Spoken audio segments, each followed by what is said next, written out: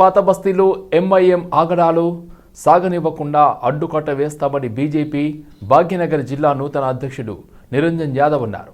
MIM నేతలు కనుసన్నల్లో ప్రభుత్వం కొందరు అధికారులు వ్యవహరిస్తున్నారని ఆగ్రహం వ్యక్తం చేశారు. దీనిపై కూర్మగూడలో సమావేశం నిర్వహించారు. అభివృద్ధి పనుల్లో సైతం పక్షపాత ధోరణి అవలంబిస్తున్నారని ఆరోపించారు. ఉద్దేశపూర్వకంగా అభివృద్ధిని అడ్డుకుంటే బీజేపీ చూస్తూ ఊరుకోదని హెచ్చరించారు.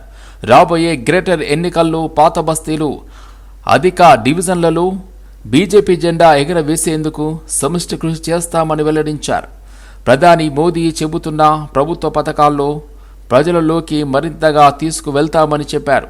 ఈ కార్యక్రమంలో మాజీ కార్పొరేటర్ సహదేవ్ యాదవ్, నేతలు మహేష్, యుగేందర్, ప్రమోద్, నవీన్ తదితరులు పాల్గొన్నారు. భారతీయ జనతా పార్టీ ముందుగా కేంద్ర పార్టీకి నాకు ఈ యొక్క అవకాశం ఇచ్చినటువంటి పెద్దలందరికీ కూడా అధ్యక్షులు కిషన్ రెడ్డి గారితో సహా సహకరించినటువంటి వారందరూ కూడా నేను పేరు పేరున ధన్యవాదాలు తెలియజేస్తూ, మా జిల్లాలో నాకు ఈ యొక్క పదవి రావడానికి సహకరించినట్టు పెద్దలకు కూడా నేను ఈ సందర్భంగా ధన్యవాదాలు తెలియజేస్తూ, ముఖ్యంగా భారతీయ జనతా పార్టీ నరేంద్ర మోడీ గారి యొక్క ప్రభుత్వం ఈ దేశం లోపల సబ్కా సాత్ సబ్కా వికాస్ అనే ఒక నినాదంతో దేశంలో ఉండేటువంటి అట్టడుగు వర్గాలను అభివృద్ధి పదంలో నడిపేయడానికి అహర్నిశలు పనిచేస్తూ ఉన్నారు. భారతీయ జనతా పార్టీ ఒక సిద్ధాంతంతో ముందుకెళ్లేటువంటి పార్టీ. భారతీయ జనతా పార్టీ అంత్యోదయ లక్ష్యం ఆధారంగా పనిచేసేటువంటి పార్టీ. ఈ దేశంలో ఉండేటువంటి అంతిమ వ్యక్తికి ప్రభుత్వ ఫలాలు అందినప్పుడు ఆ వ్యక్తి ఉన్నతి శిఖరాలకు చేరినప్పుడే ఈ దేశం అభివృద్ధి చెందుతుందనేటువంటి సంకల్పం, దృక్పథం ఉన్నటువంటి పార్టీ భారతీయ జనతా పార్టీ. అందుకు అనుగుణంగా ఈ భాగ్యనగర్ జిల్లాలో కూడా భారతీయ జనతా పార్టీ యొక్క అభివృద్ధికి, భారతీయ జనతా పార్టీ యొక్క బలోపేతానికి అహర్నిశలు పనిచేస్తాం. నాతో పాటు ఉన్నటువంటి క్యాడర్ అంతా కూడా నా వెంట ఉండి పనిచేస్తుంది. అదే రకంగా ఇప్పుడు ఉండేటువంటి 4 అసెంబ్లీలో సుమారుగా 27 మున్సిపల్ డివిజన్లో మేము కేవలం 4 డివిజన్లకు సీమితమై 4 కార్పొరేటర్లు ఈ భాగ్యనగర్ జిల్లాలో ఉన్నాం. కానీ రాబోయేటువంటి రోజుల లోపల డిలిమిటేషన్ ఉండొచ్చు, లేకపోవచ్చు. అవన్నీ పక్కకు పెట్టి భారతీయ జనతా పార్టీ శ్రేణుల లోపల నూతన ఉత్సాహంతో ముందుకెళ్ళి ఇంకా దాదాపుగా మేము 20 సీట్లు గెలిచేటువంటి ప్రయత్నం తప్పకుండా భారతీయ జనతా పార్టీ ద్వారా మేము చేస్తామని చెప్పి ఈ సందర్భంగా తెలియజేస్తాను. అదే రకంగా ఈ పాత నగరంలో ఓటు బ్యాంకు రాజకీయం చేసేటువంటి ఒక రాజకీయ పార్టీ ఎంఐఎం పార్టీ కేవలం ఓటు బ్యాంకు రాజకీయంతో ఈ పాత నగరాన్ని హిందూ ముస్లింల మత విద్వేషాలు రెచ్చగొట్టి వారి యొక్క పబ్బాన్ని గడుపుకుంటున్నట్టు వస్తున్నటువంటి పరిస్థితి మీరు చూస్తా ఉన్నాం.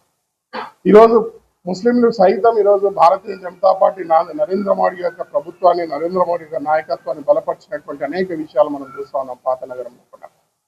అది త్రిబుల్ తలాక్ కావచ్చు, ఇంకా వేరే విషయాల్లో వారికి రోజ్గార్ విషయం లోపల తేల బండి నుంచి మొదలైతే 10 లక్షల నుంచి 50 లక్షల వరకు రుణాలు ఇచ్చి వారిని ఆర్థికంగా అభివృద్ధి పరచడం లోపల నరేంద్ర మోడీ గారు కృషి చేస్తా ఉన్నారు. ఈరోజు పాత నగరం లోపల ఓటు బ్యాంక్ రాజకీయం చేస్తూ ఒక్క అభివృద్ధి పని లేకుండా ఈ పాత నగరాన్ని భ్రష్టు పట్టించినటువంటి ఎంఐఎం పార్టీని భారతీయ జనతా పార్టీ రాబోయేటువంటి రోజుల్లో భూస్థాపితం చేస్తున్నటువంటి విషయాన్ని ఈ సందర్భంగా తెలియజేస్తాను. గ్రేటర్ హైదరాబాద్ అధ్యక్షుడు సునీల్ యాదవ్ ఆధ్వర్యంలో వివిధ నియోజకవర్గ జనరల్ సెక్రటరీలకు సన్మాన కార్యక్రమం నిర్వహించారు. అదేవిధంగా బాధ్యతలు తీసుకుంటున్న వారికి ధృవీకరణ పత్రం అందజేశారు. హైదరాబాద్లో యాదవ జాయింట్ యాక్షన్ కమిటీ అధ్యక్షుడు పవన్ యాదవ్, ఎల్బీనగర్ నియోజకవర్గం జనరల్ సెక్రటరీగా సాయి కిరణ్ యాదవ్, సికింద్రాబాద్ నియోజకవర్గం జనరల్ సెక్రటరీగా ముత్యపుల కిరణ్ యాదవ్ను నియమించారు.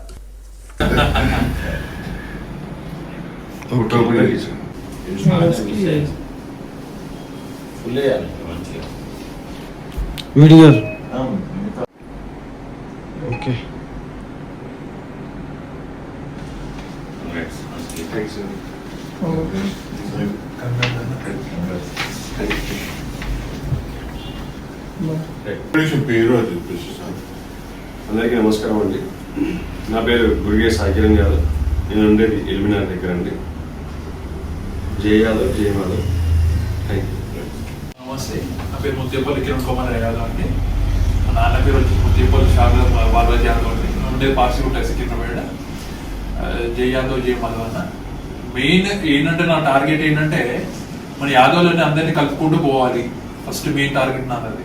ఏంటంటే చాలా మంది ఈ మధ్య అంటే నేను తిరుగుతున్న దాన్ని బట్టి క్లాషెస్ ఎక్కువ ఉన్నాయి. మన యాదవ్లలో క్లాషెస్ ఎక్కువ లేకుండా మనం ముందరికి బయలుదేరడం అనేది నాకు చిన్న ఉద్దేశం అంటే మనది.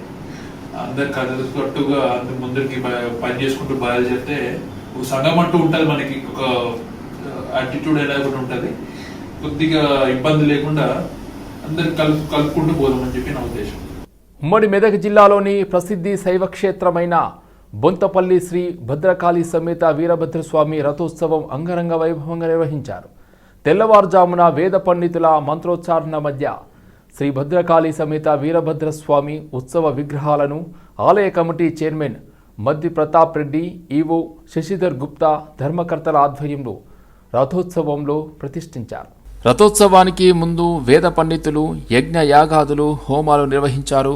భక్తుల జయ జయ ధ్వానాల మధ్య ఆలయం నుండి ఆంజనేయ స్వామి దేవాలయం వరకు విమాన రథోత్సవం సాగింది. అనంతరం ఆలయ చైర్మన్ ఈవోలు రావణ దహన కాండను నిర్వహించారు. రథోత్సవాన్ని తిలకించేందుకు నలుమూలల ప్రాంతాల నుంచి పెద్ద సంఖ్యలో భక్తులు పాల్గొని స్వామివారిని దర్శించుకున్నారు.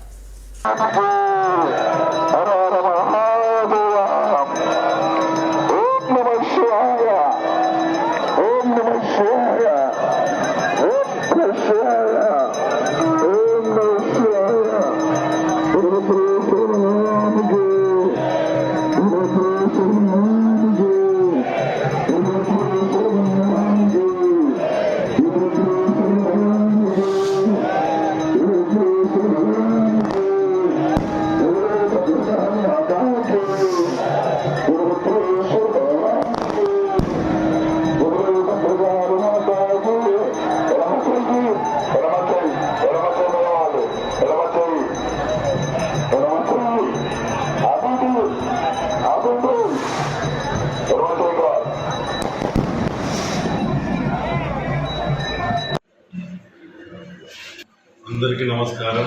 మరి ఈరోజు బొంతపల్లి వీరభద్ర స్వామి రథోత్సవం పెద్ద సంఖ్యలో భక్తులు రావడం జరిగింది. మరి ఎలాంటి లోపం లేకుండా మా ఆలయ కమిటీ తరఫున మరి భక్తులకు ఏ ఇబ్బందులు కలగకుండా అన్ని వసతులు మా సిబ్బంది కానీ మా అర్చకులు కానీ ఏర్పాటు చేయడం జరిగింది. మరి ఈ కార్యక్రమానికి భక్తులు పెద్ద సంఖ్యలో రావడం మరి గత సంవత్సరం కన్నా మరి ఈ సంవత్సరం చాలా పెద్ద సంఖ్యలో రావడం సంతోషకరం. మరి ముందు మరి ప్రతి సంవత్సరం బ్రహ్మోత్సవం దగ్గర మరి ఇదే రథోత్సవానికి మరింత పెద్ద సంఖ్యలో భక్తులు రావాలని కోరుకుంటున్నాను. మరి విధంగా మరి వీరభద్ర స్వామి ఆశీస్సులు మరి ఎల్లవేళలా ప్రజలందరికీ ఉండాలని కోరుకుంటున్నాను. డోర్నగల్ ఎమ్మెల్యే రామచంద్ర నాయక్కి మంత్రి పదవి ఇవ్వాలని ఆల్ ఇండియా ట్రైబల్ తెలంగాణ రాష్ట్ర అధ్యక్షుడు సురేష్ నాయక్ కాంగ్రెస్ పార్టీకి విజ్ఞప్తి చేశారు. రాబోవు మంత్రివర్గ విస్తరణలో బంజారా బిడ్డకు అవకాశం ఇవ్వాలని కోరారు. గత ఎన్నికల్లో బంజారాలో వన్ సైడ్గా కాంగ్రెస్ పార్టీకి సపోర్ట్ చేసి ఓటు వేసి అధికారంలోకి తీసుకురావడం జరిగిందన్నారు. బంజారాలకు మంత్రి పదవి లేదని కొంచెం నిరాశలో ఉన్నారని తెలిపారు. బంజారాలకు మంత్రి పదవి ఇవ్వాలని రాష్ట్ర ప్రభుత్వానికి కేంద్ర అధిష్టానానికి విజ్ఞప్తి చేస్తున్నామని అన్నారు. డోర్నగల్ ఎమ్మెల్యే రామచంద్ర నాయక్ డాక్టర్ వృత్తిలో ఉండి ప్రజలకు సేవ చేయాలని ప్రజా జీవితంలోకి వచ్చారని తెలిపారు. అధిష్టానానికి విజ్ఞప్తి చేస్తూ ఉన్నాం. అదేవిధంగా తెలంగాణ రాష్ట్ర ముఖ్యమంత్రి రేవంత్ రెడ్డి గారికి, మహేష్ కుమార్ గౌడ్ గారికి విజ్ఞప్తి చేస్తూ ఉన్నాం. గత ఎన్నికల్లో బంజారా బిడ్డలు వన్ సైడ్గా కాంగ్రెస్ పార్టీకి ఓటేసి అధికారంలోని తేవడం జరిగింది. ఇప్పుడు రాష్ట్ర వ్యాప్తంగా బంజారాలకు మంత్రి పదవి రాలేదని కొంచెం నారాజుగా ఉన్నారు. ఖచ్చితంగా రాబోయే మంత్రివర్గ విస్తీర్ణంలో తెలంగాణ రాష్ట్రంలో బంజారా బిడ్డ డోర్నకల్ ఎమ్మెల్యే రామచంద్ర నాయక్ గారికి మంత్రి పదవి ఇవ్వాల్సిందిగా కేంద్ర నాయకత్వానికి, రాష్ట్ర నాయకత్వానికి విజ్ఞప్తి చేస్తూ ఉన్నాం. రామచంద్ర నాయక్కి మంత్రి పదవి ఇస్తే అతను ఒక మామూలుగా డాక్టర్ వృత్తిలో ఉండి పేద ప్రజలకు, బడుగు బలహీన వర్గాలకు సేవ చేస్తున్నారు కాబట్టి అతనికి ఇస్తే యంగ్ అండ్ డైనమిక్. అతనికి అన్ని తెలంగాణ రాష్ట్రంలో అన్ని జిల్లాల నుండి సత్య సంబంధాలు ఉన్నాయి. అతను ఒక ప్రజాసేవ చేయడానికి ప్రజల్లో వచ్చిండు కాబట్టి ఖచ్చితంగా డోర్నకల్ ఎమ్మెల్యే గారికి రాష్ట్ర ప్రభుత్వంలో అవకాశం ఇవ్వాలి. మంత్రివర్గంలో ఒక కీలకమైన శాఖ ఇచ్చి బంజారా బిడ్డలను గౌరవించాలని విజ్ఞప్తి చేస్తూ ఉన్నాం. స్థానిక సంస్థ ఎన్నికల్లో కూడా బంజారా బిడ్డలకు మంత్రి పదవి ఇస్తే స్థానిక సంస్థ ఎన్నికల్లో కూడా బంజారా బిడ్డలు కాంగ్రెస్ పార్టీకి బ్రహ్మరథం పడతారు. వచ్చే 15 సంవత్సరాలుగా కాంగ్రెస్ పార్టీని మోసుకుంటూ పోతారని రాష్ట్ర ప్రభుత్వానికి, ముఖ్యంగా గౌరవనీయ ముఖ్యమంత్రి రేవంత్ రెడ్డి గారికి విజ్ఞప్తి చేస్తూ ఉన్నాం.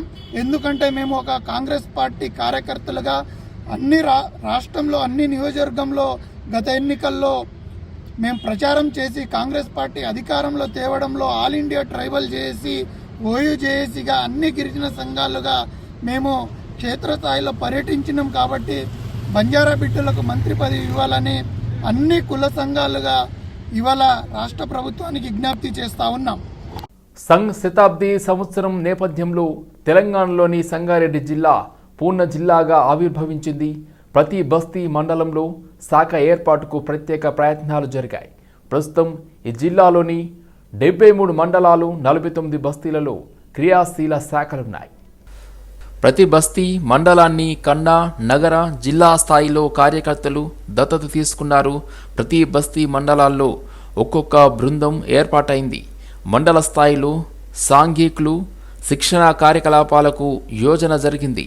తెలంగాణ, పశ్చిమ మహారాష్ట్ర ప్రాంతాల్లోని 764 గ్రామాలు, 95 వనవాసి క్షేత్రాలలో ఏర్పాటు చేసిన అర్చక శిక్షణ కార్యక్రమాల్లో 765 మంది పురుషులు, 233 మంది మహిళలు పాల్గొన్నారు. స్థాయిలో లేకపోతే బ్లాక్ స్థాయిలో నగరాల్లో ప్రతి 1,00,000 జనాభా ఒక యూనిట్ కనుక్కొని, అలాంటి నగరాల్లో మెట్రో సిటీస్ లో 1,00,000 ఒక యూనిట్ కనుక్కొని ఇలాంటి చోట హిందూ సమాజ ఉత్సవాలు నిర్వహించాలని చెప్పి సంఘం ప్రయత్నం చేస్తుంది. కేవలం ఆర్ఎస్ఎస్ మాత్రంగా సమాజంలో స్థానిక పెద్దలు, ప్రముఖులు, హిందూ సంస్థలు అన్ని కూడా కలిపి హిందూ సమాజ కార్యక్రమం నిర్వహించి అక్కడేటువంటి హిందుత్వాన్ని, ధర్మాన్ని సమాజంలోకి తీసుకొని వెళ్ళేటువంటి ప్రయత్నం చేస్తాం. అలాగే ప్రతి బ్లాక్ లెవెల్లో ప్రతి చోట ఒక సామాజిక సద్భావన సదస్సులు, వివిధ సంస్థలు, వివిధ మఠాలు, వివిధ కులాలకు చెందినటువంటి ప్రముఖ వ్యక్తులందరినీ కూడా చోటు తీసుకుని రావడం, సమాజంలో సమరసతను ఎలా నిర్మాణం చేయాలి, మంచి విషయాలు ఎలా ప్రచారంలో తీసుకెళ్ళాలి, ఏకాత్మ భావన, మనమందరం ఒకటైనటువంటి భావన తీసుకుని వెళ్ళడం, అలాగే పర్యావరణ హితకారిగా ఉండడం, స్వదేశీ జీవన విధానాన్ని పాటించడం, దాంతో పాటుగా సామాజిక అనుశాసనము, చట్టాలని పాటించడం, హిందూ కుటుంబాన్ని కాపాడడం, ఇలాంటి అంశాలను తీసుకొని సామాజిక సద్భావన సదస్సులు నిర్వహించడానికి ప్రయత్నం చేస్తున్నాం. దీనికన్నా ముందుగానే రేపు జరిగేటువంటి దసరా కన్నా ముందే ఇంకా కార్యవిస్తరణ చేయాలనే ప్రయత్నం జరుగుతుంది. తెలంగాణలో కూడా 4,000 శాఖలకి రేపు దసరా అంటే ఈ ఉత్సవాలు ప్రారంభమయ్యే సమయానికి 4,000 శాఖలు చేరేటువంటి ప్రయత్నం జరుగుతున్నది. ప్రతి ఉపమండల, ప్రతి బస్తీకి శాఖ వెళ్ళే ప్రయత్నం జరుగుతున్నది. దేశవ్యాప్తంగా కూడా 1,00,000 స్థలాలకి సంఘ కార్యాన్ని విస్తరించేటువంటి ప్రయత్నము ఈ సందర్భంగా జరుగుతున్నది. నారాయణగూడలోని రెడ్డి ఉమెన్స్ కాలేజీలో ఫైనల్ ఇయర్ ఎంఎస్సీ విద్యార్థినులకు రెక్టో సినిసిస్ ప్రోగ్రాంను ప్రొఫెసర్లు బోధించారు. దీంతో అక్కడున్న విద్యార్థినులు శ్రద్ధగా అవగాహన చెందారని తెలిపారు. ఈ ప్రోగ్రాం విద్యార్థినులకు రీసెర్చ్ కాంపిటేటివ్గా ఉపయోగపడుతుందన్నారు. ఈ కార్యక్రమంలో డాక్టర్ ఏవి రెడ్డి తదితరులు పాల్గొన్నారు.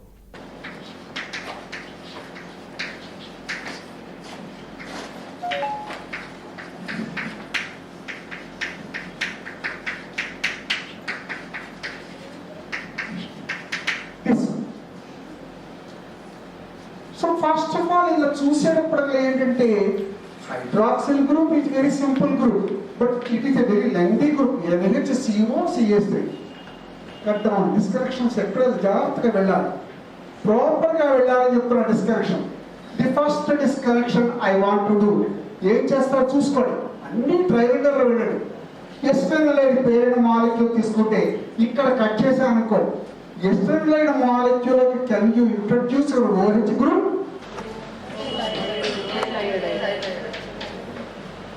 చెప్పారు కదా నాకు CS3 మైనస్ కావాలంటే ఇచ్చేది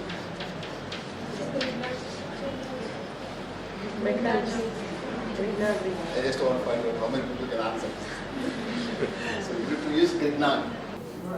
అది ఈరోజు రెడ్డి ఉమెన్స్ కాలేజీలో ఫైనల్ ఇయర్ ఎంఎస్సి వాళ్ళకి రెట్రోసెన్సిస్ అనే ప్రోగ్రామ్ లెక్చరు వాళ్ళు ఇచ్చాను నేను ఇక్కడ. చాలా బాగుంది అండ్ స్టూడెంట్స్ చాలా మోటివేట్ అయ్యారు. అట్లాగే నాతో పాటు వచ్చిన డాక్టర్ ఏ వీరారెడ్డి గారు ఫార్మాస్యూటికల్ ఇండస్ట్రీస్లో ఉన్న ఆపర్చునిటీస్ గురించి కూడా వాళ్ళకి చెప్పారు.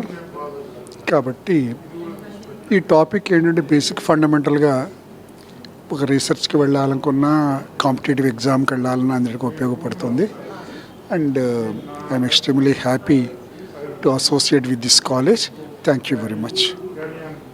మానసిక ఆరోగ్య సమస్యలను పరిష్కరించుకునేందుకు ఎనీగ్లై క్లినిక్ ముందుకు రావడం అభినందనీయమని టీ హబ్ CEO శ్రీనివాసరావు అన్నారు. హైదరాబాద్ కొండాపూర్లో అవికా మైండ్ హబ్లో ఎగిగై క్లినిక్ను సంస్థ డైరెక్టర్ డాక్టర్ విశ్వనాథ్తో కలిసి ఆయన ప్రారంభించారు. మానసిక ఆరోగ్య రుగ్మతల పరిష్కారం కోసం అత్యాధునిక చికిత్సా విధానాలను అందుబాటులో ఉంచినట్లు డాక్టర్ విశ్వనాథ తెలిపారు.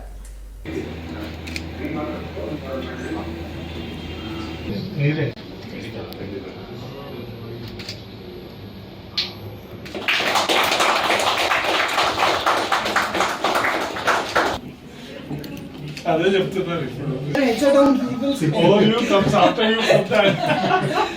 What we call guided imagery, nature based. Post diagnosis, more like an adjunct therapy. So they do 15 minutes. What we do is depending on the choice of a person, they can do either a meditation which has audio instruction in different languages, all related to a certain emotion. So if this is a now but if you don't have a ఓయూలో Telangana రాష్ట్ర governor పర్యటన దృష్ట్యా పోలీసులు విద్యార్థి నాయకుల hostel గదిలో చొరబడి arrest చేశారు. దీంతో ఓయూ కార్యదర్శి నెల్లి సత్యను ముందస్తు అరెస్ట్ చేశారు. ఓయూలో ప్రజాస్వామ్య వాతావరణాన్ని వైస్ ఛాన్సలర్ ప్రొఫెసర్ కుమార్ సమాధి చేస్తున్నారని అన్నారు. కాంగ్రెస్ పాలనలో ప్రజాస్వామ్యంలో నిరసన తెలిపే హక్కు 7వ గ్యారంటీ అని చెప్పి ఓయూను పోలీసు రాజ్యం క్యాంపుగా మార్చి విద్యార్థుల స్వేచ్ఛ హక్కులను కాలరాస్తున్నారని ఆవేదన వ్యక్తం చేశారు. ఉస్మానియా యూనివర్సిటీ రిజిస్ట్రార్ పేరుతో ఈ నెల 13వ తేదీన అప్రజాస్వామిక ఏకపక్ష నియంతృత్వంగా ఇచ్చినటువంటి సర్క్యులర్ని వెనక్కి తీసుకోవాలన్నారు. గత 10 రోజులుగా శాంతియుతంగా నిరసనలు చేస్తుంటే ఇప్పటికీ ఓయూ వైస్ ఛాన్సలర్ రిజిస్ట్రార్ స్పందించకపోవడం సిగ్గుచేటన్నారు. న్యాయవాది ఇజ్రాయెల్ హత్య కేసులో పోలీసులు కీలక పురోగతి సాధించారు. న్యాయవాదిని దారుణంగా హత్య చేసిన వ్యక్తిగా వాచ్మెన్ దస్తగిరిని అరెస్ట్ చేశారు. ఈ కేసు వెనుక వ్యక్తిగత కారణాలు ఉన్నట్లు పోలీసులు వెల్లడించారు. చెంపాపేట్లో వాచ్మెన్గా పనిచేస్తున్న కాంతారావు దస్తగిరితో గత కొంతకాలంగా వివాదం నెలకొని ఉంది. ఈ వివాదానికి కారణం కాంతారావు భార్య కళ్యాణి, దస్తగిరి మరియు కళ్యాణి మధ్య వివాహేతర సంబంధం కొనసాగుతున్నట్లు పోలీసులు తేల్చారు. అయితే ఈ వ్యవహారాన్ని అడ్వకేట్ ఇజ్రాయెల్ గమనించి కళ్యాణి హెచ్చరించడంతో పరిస్థితి ఉద్రిక్తంగా మారింది. కళ్యాణి తనను వేధిస్తున్నాడంటూ న్యాయవాదికి ఫిర్యాదు చేయడంతో ఇజ్రాయెల్ పోలీసులకు దస్తగిరిపై కంప్లైంట్ ఇచ్చాడు. పోలీసులు దస్తగిరిని పిలిచి కౌన్సిలింగ్ ఇచ్చి కళ్యాణ్ని కలవొద్దని హెచ్చరించారు. దీంతో కోపంతో రగిలిపోయిన దస్తగిరి 10 రోజుల పాటు రెక్కి నిర్వహించి సమయం చూసి న్యాయవాదిని దారుణంగా హత్య చేశాడు. పోలీసుల దర్యాప్తులో దస్తగిరి హత్యను అంగీకరించాడు.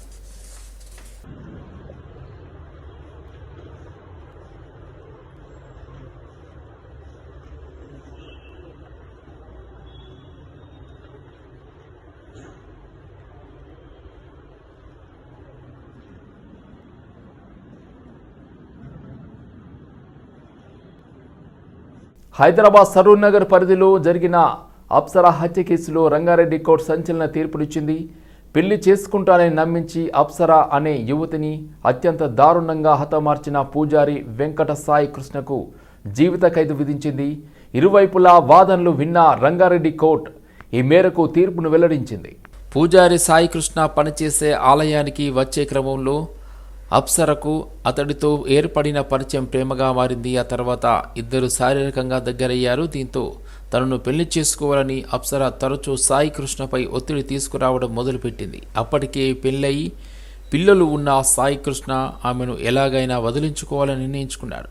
పథకం ప్రకారం 2023 జూన్ 3న కోయంబత్తూరుకు వెళ్దామని చెప్పి అప్సరను కారులో తీసుకెళ్లాడు. రాత్రి 11 గంటల సమయంలో శంషాబాద్ మండలంలోని సుల్తాన్పల్లి శివార్లోని గోశాల వైపు సీసీ కెమెరాలు లేని ప్రదేశానికి తీసుకెళ్లాడు. కారులోని గాఢ నిద్రలో ఉన్న అప్సర ముఖంపై ప్లాస్టిక్ కవర్తో కప్పి ఊపిరి ఆడకుండా చేసి చంపాలని చూశాడు. కానీ ఆమె ప్రతిఘటించడంతో తన వెంట తెచ్చుకున్న బెల్లం కొట్టే రాయితో తలపై కొట్టడంతో అక్కడికక్కడే చనిపోయింది. వెంకట సాయి కృష్ణ అని సరూర్నగర్ సంబంధించినటువంటి బంగారు మైసమ్మ టెంపుల్లో పూజారిగా ఉండేటువంటి వ్యక్తి హత్య చేసి ఆ తర్వాత టెంపుల్ వెనకాల ఉన్నటువంటి సరూర్నగర్ మండల ఆఫీస్ రిజిస్ట్రేషన్ ఆఫీస్ పక్కన ఉండేటువంటి ఒక డ్రైనేజ్ పిట్ లో డెడ్ బాడీని వేసి అక్కడ పూడ్చిపెట్టడం జరిగింది. ఆ తర్వాత ఆ అబ్బాయి కంప్లైంట్ ఇవ్వడం జరిగింది. కంప్లైంట్ ఇచ్చిన తర్వాత ఇన్వెస్టిగేషన్ ప్రారంభించినటువంటి శంషాబాద్ పోలీసులు, అదేవిధంగా ఆర్జీఐ పోలీసులు ఈ హత్య వెనకాల ఇతని ప్రమేయమే ఉందని పూర్తిగా నిర్ధారించడం జరిగింది. అమ్మాయితో ఉన్నటువంటి సాన్నిధ్యంతో శారీరకంగా వారిద్దరి మధ్య సాన్నిధ్యం పెరిగిన తర్వాత అమ్మాయిని పెళ్లి చేసుకుంటానని హామీ ఇవ్వడం జరిగింది. పెళ్లి చేసుకుంటానని హామీ తర్వాత అమ్మాయి ఎన్నిసార్లు మాట్లాడినా కూడా అతను తప్పించుకునేటువంటి ప్రయత్నం చేస్తున్నటువంటి క్రమంలో ఆమె వారి మీ కుటుంబ సభ్యులకు మేము తీసుకొస్తానని చెప్పడంతో భయపడినటువంటి వెంకట సాయి కృష్ణ ఈ అమ్మాయిని చంపేయాలనే నిర్ణయం తీసుకోవడం జరిగింది. దాంట్లో భాగంగానే జూలైలో శంషాబాద్ కు తీసుకెళ్లి మర్డర్ చేసిన తర్వాత అమ్మాయిని తీసుకొచ్చి సరూర్నగర్ లో పూడ్చిపెట్టడం జరిగింది.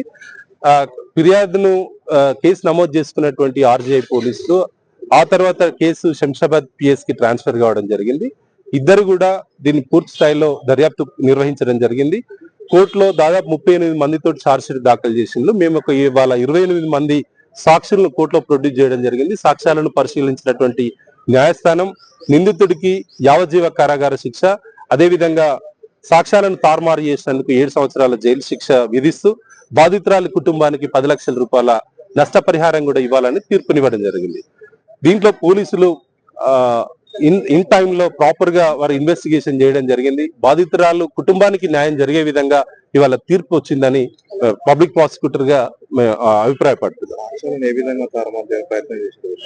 అంటే మా శంషాబాద్ లో మర్డర్ చేసిన తర్వాత డెడ్ బాడీని హైదరాబాద్ కి తీసుకొచ్చి సరూర్నగర్ లో తన కారులోనే 2 రోజుల పాటు డెడ్ బాడీని ఉంచుకొని 2 రోజుల తర్వాత ఆ డెడ్ బాడీని టెంపుల్ కు బ్యాక్ సైడ్ ఉన్నటువంటి ఒక డ్రైనేజ్ హోల్ లో వేసి తర్వాత 2 ట్రక్స్ ఆఫ్ రెడ్ సాయిల్ ఒక ఎర్రమట్టిని తీసుకొచ్చి దాన్ని మొత్తం కవర్ చేయడం జరిగింది.